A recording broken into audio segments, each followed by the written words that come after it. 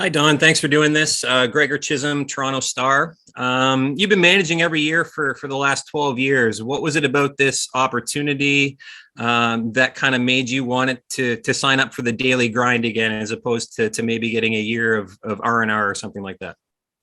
Yeah, I really didn't plan when the season ended. I didn't really think I'd be doing anything come into the next season.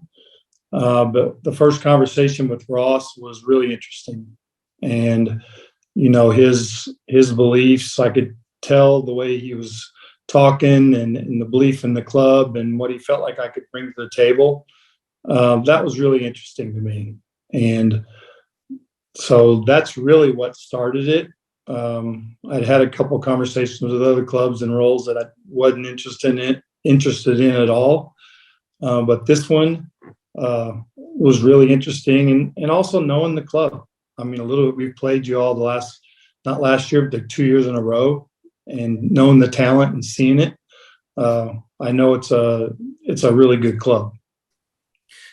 Ross, we were talking to Ross earlier today, and he just kind of meant like the Jay's coaching staff doesn't always necessarily stick to traditional roles. And he kind of mentioned the knowledge that you would bring on the hitting side as well, and some of the bigger picture stuff and the psychological approach and things like that. What was that part of the things that appealed to you? And what do you think of this kind of dynamic offense that the Jays have? No, that definitely appealed to me. I think coming in a bench role that basically it was just sitting there with the manager and kind of going along those routes was not a lot of interest, but from the standpoint of at least having like an interest in those other things and collaborating with the rest of the staff. Obviously, there's lots of guys on the staff I'd like love to meet and get to know, and it's been a successful club, so it's nothing to come in and it's not a makeover or anything like that. But Ross seemed to believe that I brought something to the table, and that was really interesting and more than just a strict bench coach role. Great. Thank you very much. Appreciate it. Your turn, Caitlin. Hey, Caitlin McGrath for The Athletic. Nice to meet you. We were talking to Ross, like Gregor said earlier, and he mentioned that the relationship between, basically the Blue Jays and you is pretty new. You're still building those relationships. Just specifically about John Schneider, what is it that you sort of liked or connected with him, and what excites you about working with John moving forward?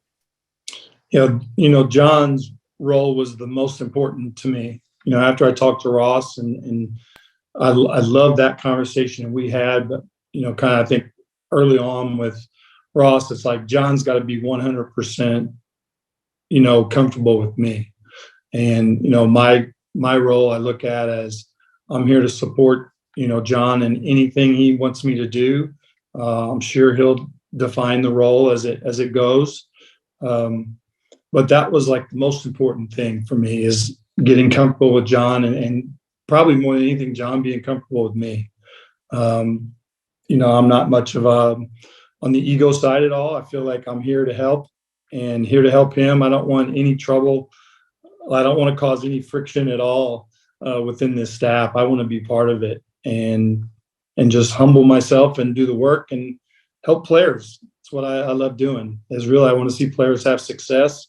I want to see the team have success. And I'm going to be supporting John in anything he wants me to do. Speaking of players, I know this has all, happened fast, but some guys, I think, from Miami, and maybe just knowing some players just through baseball, like, have you been able to reach out to any players yet about this opportunity for you? I've actually had some texts from some of the guys that played for me in Miami. Bo had reached out, talked with him a little bit. I'd let him know I had a dog named Bo, and it always wasn't. He's a puppy, so he wasn't always getting good call outs. But yeah, I have had a chance to talk to a couple of guys. Some guys on the staff have reached out. Again, a lot new. I know some of the players from watching and seeing them from the past. So, it's going to be new for me and learning, everything about them. Awesome. Thank you for your time. Thank you. You're up, Mitch.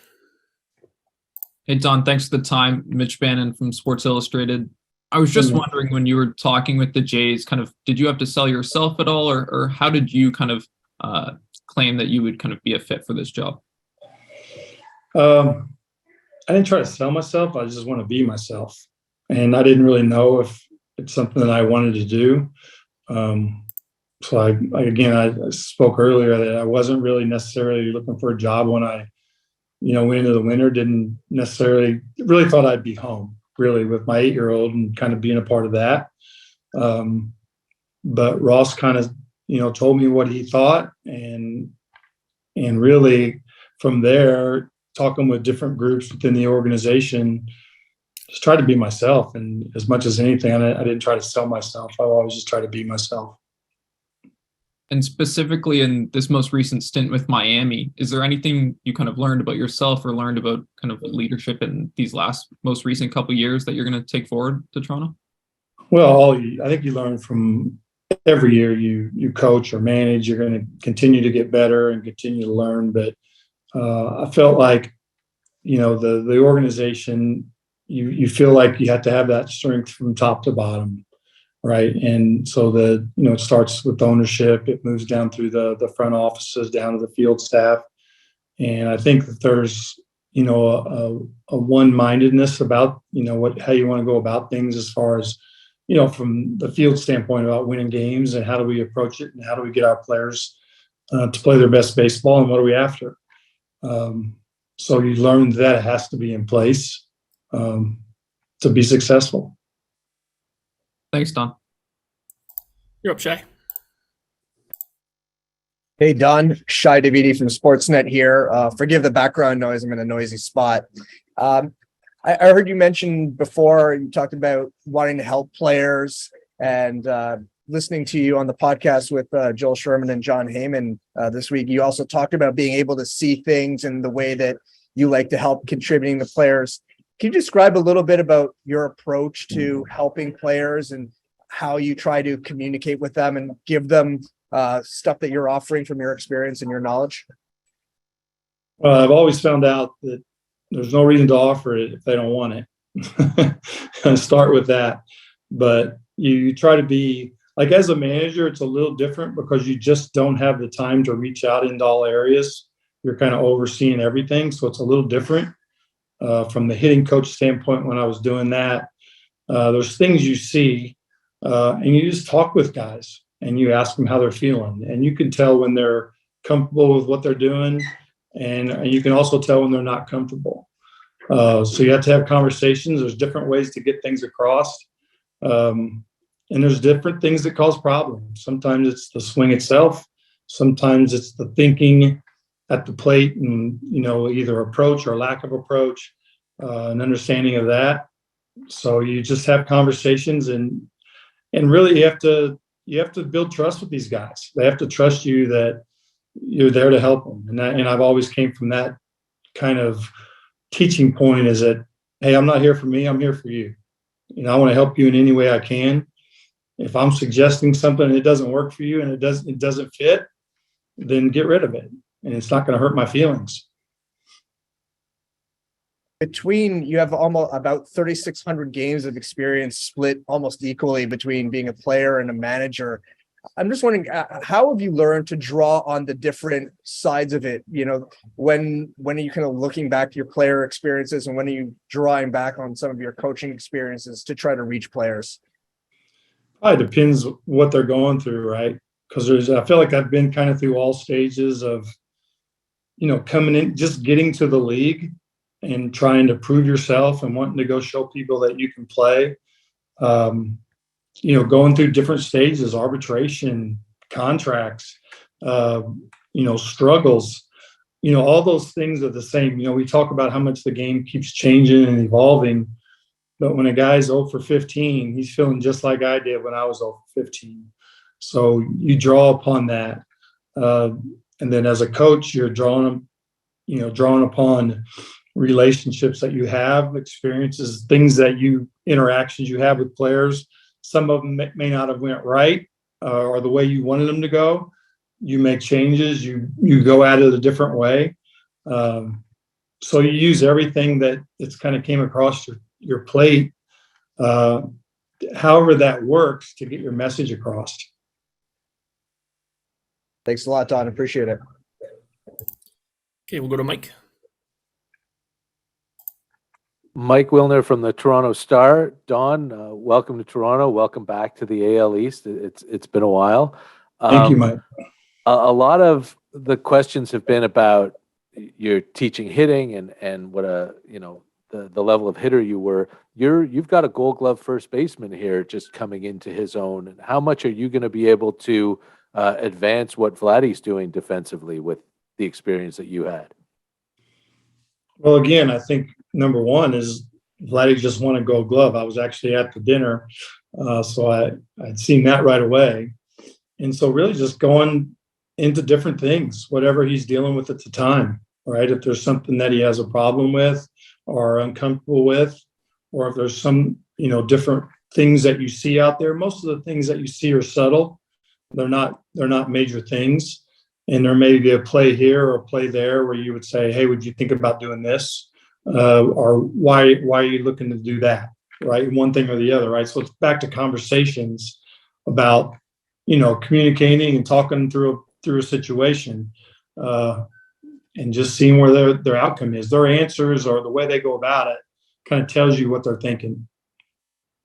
And Shai just mentioned how you've got so much time in the dugout relative to how much time you spent on the field. There's been this old saw in baseball for a long time that it's tough for the elite players to be elite coaches and managers, because you can't just walk up to somebody and say, hey, do this like I did it, because not a lot of people can do that. How did you find that transition from player to manager, and what have you learned over the long period of time to teach that patience, and that they can't, a lot of them just can't do the things that you were able to do when you played? Well, I always start from the beginning because I was a 19th round pick that couldn't throw, couldn't run, didn't have power. So I had to fight my way through the minor leagues and fight my way up to the big leagues, and never forgot any of that. I think patience comes from my father. Honestly, he was pretty quiet and was a patient man. And then when I went into coaching, I set out long enough to have a separation from the players. And then when I went back into coaching, in my mind, I'm going back as a servant, and I'm here to help. And my only success comes from their success. And again, it's not ever going to be about me. It's going to be about whoever the player is and whatever way we're trying to help them. And that's all I cared about. And I think when you care about players and you want their career to go good, and I always say, I want you to make a ton of money. I want you to go out and have great years. I want you to get paid, right? Everybody wants that. So I want them to know from the very beginning, I'm here to help them. And it's not about me. I have a couple more, but I'll go to the back of the line if there's time at the end. Thank you. Thanks. Hey, you're up, Marty. Hi, Don. My name is Marty Klinkenberg, and I'm with the Globe and Mail in Toronto. And I have hi, nice to meet you. I have two questions. One's just a kind of funny little one here. What kind of dog is Bo, and how old is he? Bo is like 5 months, and he's a golden doodle. And yeah, so he thought he was going to be about 50 pounds, and he's probably going to be about 70. And when I was talking to Bo, you're training a puppy, and you don't always wake up in the house with a clean house. So Bo's gotten lots of names at 2 a.m. and things like that. So so that's what we're doing. My wife called it a mental health dog, but I'm not quite sure it's good for my mental health. And then what I'd like to ask you is, I'm sure over all these years, you've probably had a few occasions to be in Toronto. What are your thoughts about it? No, Toronto's cool. I've always, from the very beginning, it's always been a city for me it's been interesting, and I had success early on there. I always loved Canada in general. My brother played, the weird connection. My brother played in the Canadian Football League, played for Saskatchewan, or he started with Saskatchewan. And I know it's probably too old for maybe most of the people that watch this, but he was behind Ronnie Lancaster for a couple of years in Wow. Saskatchewan. And I think he got traded maybe to the Blue Cats or something, I don't know, not the Argonauts. Hamilton, Cats. yes, for a minute. And I think he got enough concussions or getting beat up enough to go back to work. And then for the last probably 5 years, we've leased from a Canadian couple in Miami, and we bought our home in Indiana from a Canadian couple here in Evansville. So Canada has been interesting for me, but I always loved how clean it was, and obviously I played in New York my whole career and liked the big city, and Toronto reminded me of New York, but I always thought it was extremely clean and the people very friendly. So it's always been good for me. Thank you very much and good luck. Thanks. Your turn, Rob. Hey, Don. Rob Longley from the Toronto Sun. Rob.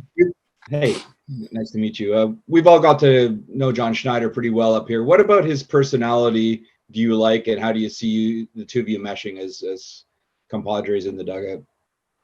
I think we're going to be great. Honestly, I mean, I love talking with John. I can tell that totally organized and what he wants to do, and he knows what he wants to do, and which is huge for the manager that knows what he wants to do. We've had, I can't say probably 4 or 5 conversations on different subjects on game planning in different areas, and so it's been really good, and just the excitement he has about players. But I really found his commitment to decisions and what he wanted to do. And he was comfortable with me, I think. I think he knows that I'm there to help him. If he wants an opinion, I'm not afraid to give it to him. He can do whatever he wants with it. I think we're going to be great. You alluded to it earlier. The attraction of this team is what made you come back to work this winter. What are a couple things that maybe jump out at you right away about this ball club and its potential?